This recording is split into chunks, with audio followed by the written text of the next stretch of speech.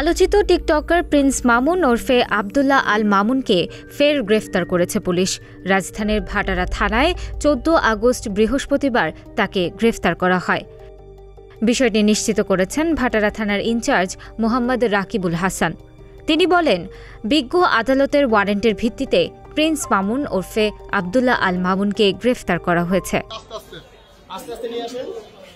এদিকে প্রিন্স মামুনের গ্রেফতারের বিষয়ে লায়লা গণমাধ্যমকে জানিয়েছেন, মামুন গ্রেফতার হয়েছে এটা সত্য, তবে কোন মামলায় তাকে গ্রেফতার করা হয়েছে আমি নিশ্চিত নই। ওর বিরুদ্ধে অনেক মামলাই চলছে।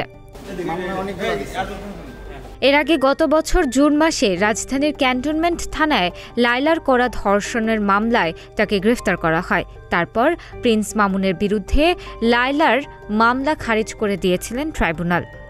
মামুনের বিরুদ্ধে সাইবার নিরাপত্তা আইনে অনলাইনে মিথ্যা, বিভ্রান্তিকর ও মানহানিকর তথ্য প্রচারের অভিযোগ করেছিলেন লায়লা।